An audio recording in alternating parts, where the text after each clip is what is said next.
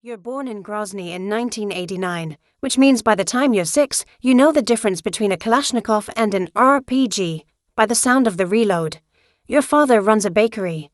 He's opening the shutters one morning when a stray rocket turns the storefront into a smoking crater. Your mother lasts 5 weeks, not from the war, but from the vodka she drinks to forget it.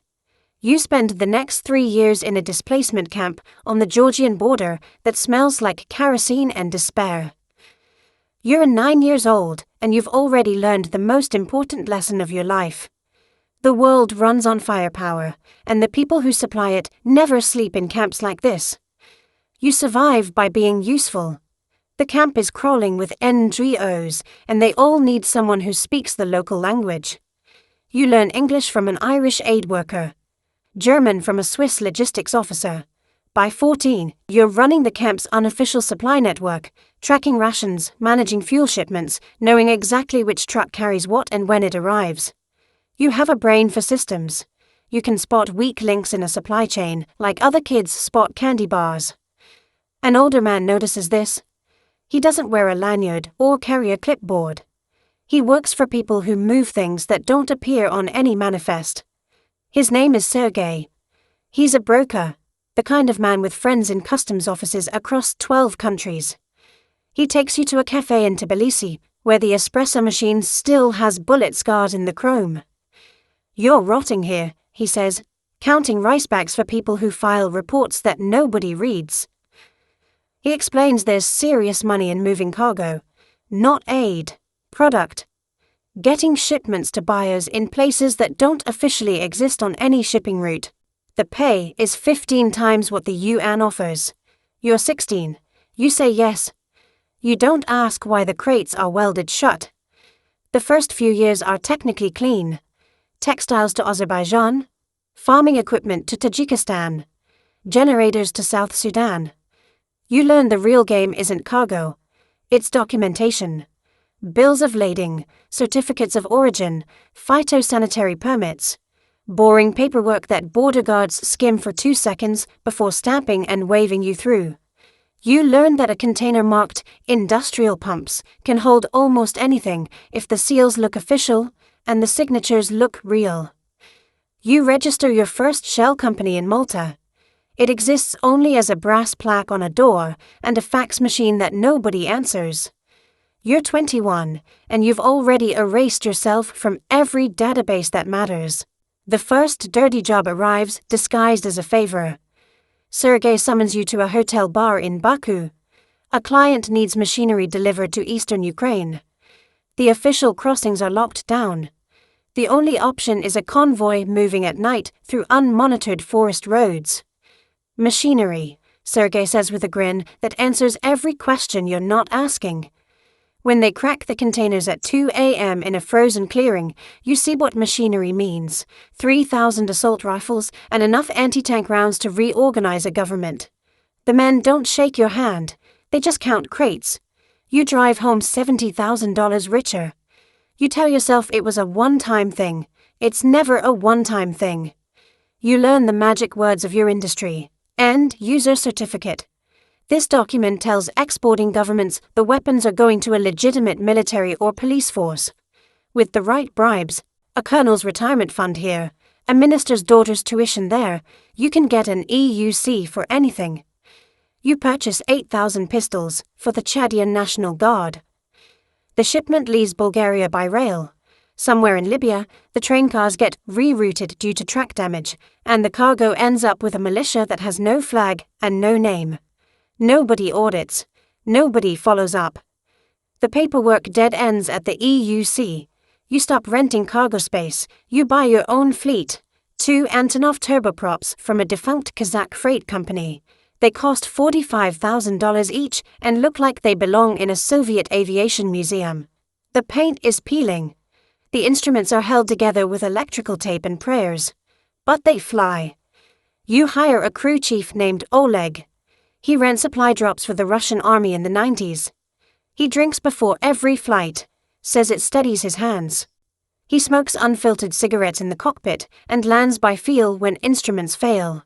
He doesn't care what's in the hold. He doesn't want to know. That's the foundation of a perfect business relationship. Now you own the entire pipeline.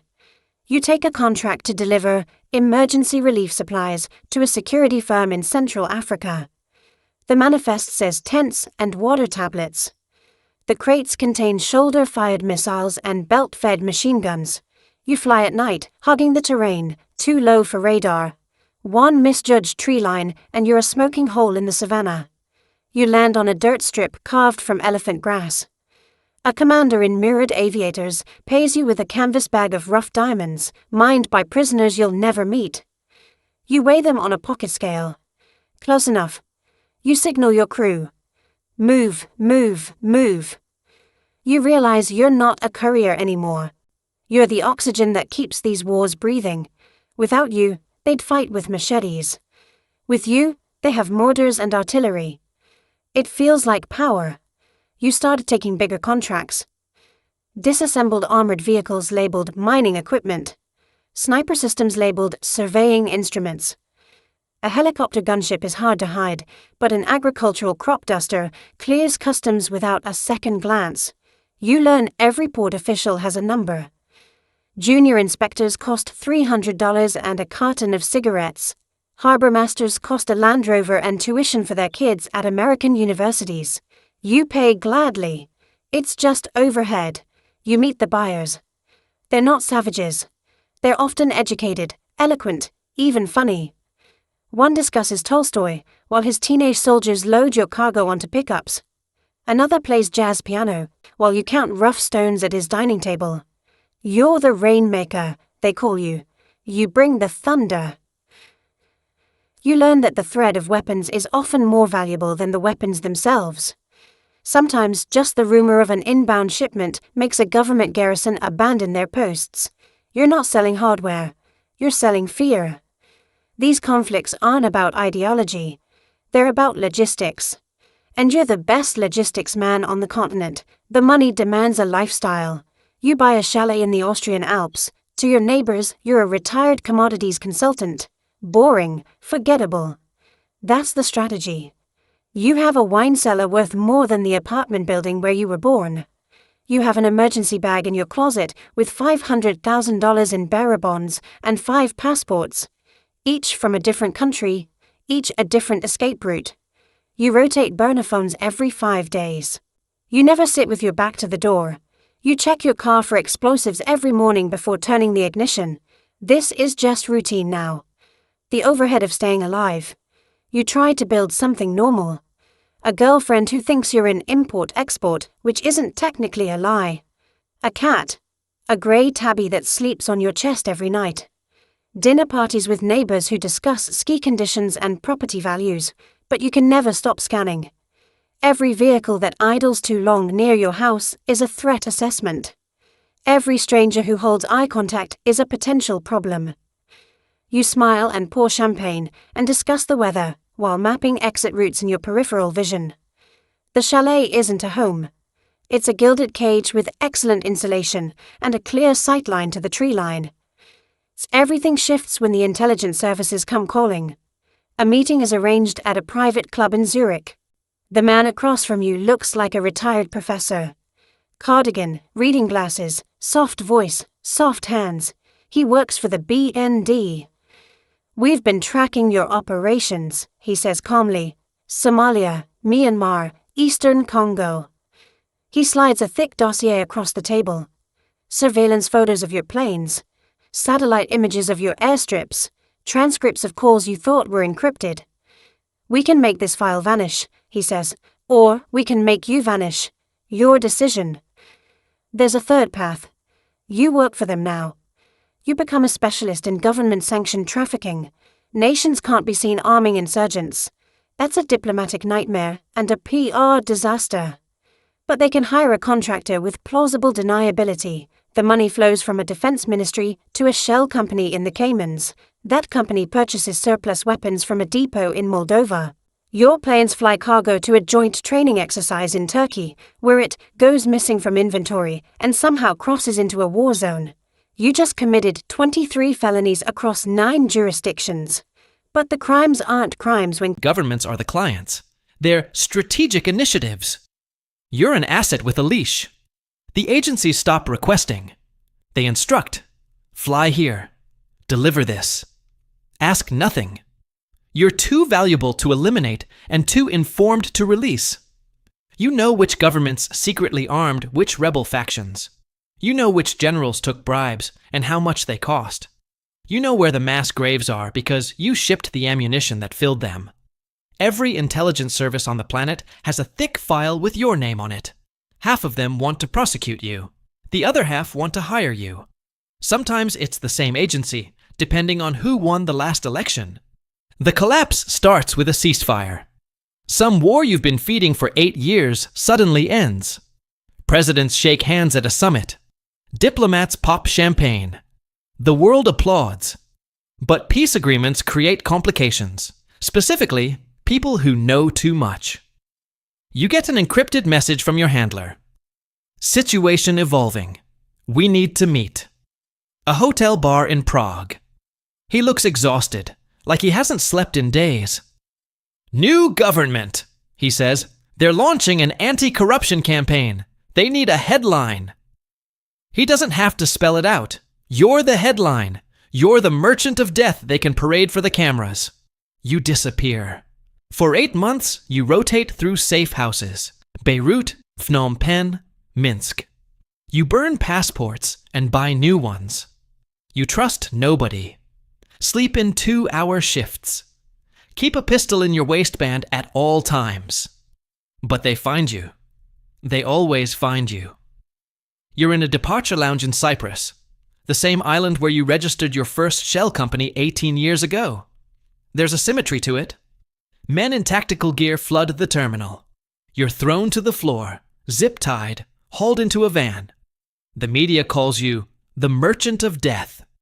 They don't mention the governments arresting you were your best customers. The trial is theater. The verdict was written before opening arguments. They sentence you to 35 years in a supermax facility. Solitary confinement. No visitors. No phone calls. You're not a prisoner. You're an archive. They're not punishing you. They're storing you. You know too much to ever walk free. Every day is identical. Concrete walls. Buzzing fluorescent lights that never turn off. A tray that appears through a slot 3 times a day. You dream about the wars you fed, the faces of child soldiers you armed. Villages erased because you delivered the firepower. The nightmares are your only cellmates now. But here's the thing about arms dealers. You never stop being useful. 12 years in, a diplomat visits your cell. There's a prisoner exchange being negotiated. Russia wants you back. America wants someone else. Your currency now. A chip on someone's negotiating table. They fly you to Moscow, where you're officially released but unofficially watched around the clock. You live in a flat assigned by the FSB. A handler visits weekly. You're not incarcerated anymore, but you're not free either. You're just an entry on someone else's balance sheet, waiting to be traded again. Somewhere right now, a kid in a refugee camp is learning his 3rd language. He's organizing supply shipments, making himself indispensable, catching the eye of a man who doesn't work for any aid organization. The cycle doesn't need you anymore. It never did. You were just the current version. There's always a newer model waiting to deploy. The wars don't stop because you're gone. The weapons keep moving. Someone else will bring the rain. Someone else will be the magician. The machine runs on blood and paperwork, and there's never a shortage of either. That's a wrap for today. The story you just heard is fiction, but the arms trade is very real. The shell companies are real. The forged certificates are real. And somewhere right now, a cargo plane is flying low over a jungle, carrying crates that are definitely not agricultural equipment. If this one made you think, drop a comment below.